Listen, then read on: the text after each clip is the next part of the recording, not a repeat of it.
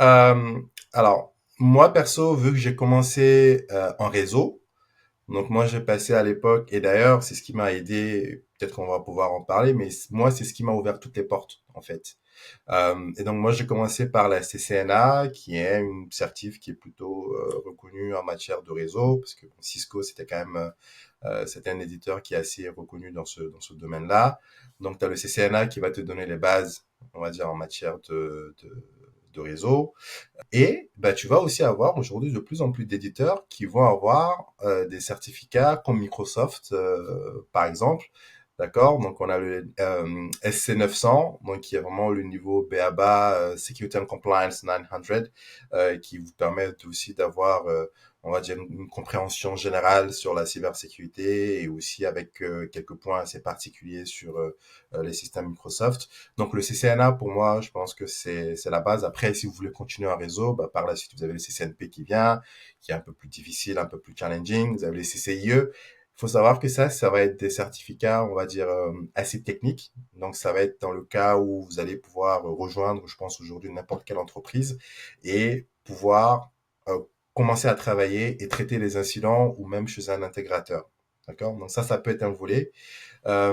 Après, l'autre volet qui va être un peu moins lié à un éditeur, parce qu'aujourd'hui dans le domaine, vous allez avoir Microsoft, vous allez avoir par exemple Cisco, Firewall, Fortinet, pardon, Fortinet, Palo Alto Network, F5, en fait tous ces éditeurs-là, chacun va avoir un programme, un curriculum de certification. Donc honnêtement, moi ce que je pourrais vous recommander, c'est si aujourd'hui vous voyez, ou en tout cas vous essayez de postuler, et que dans la liste, euh, on vous dit que il serait souhaitable de s'y connaître un peu en Cisco ou s'y connaître un peu en Fortinet, moi la première chose que je ferais, c'est d'essayer d'aller voir sur leur site web et de passer des certificats, sachant que des fois vous avez même des formations gratuites qui existent.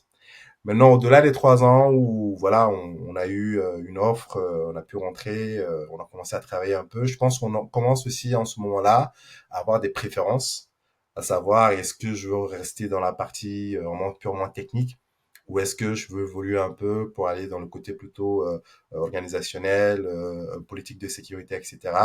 Et donc là, dans ce sens-là, je parlais tout à l'heure du CISSP qui est l'une des certifications les plus reconnues.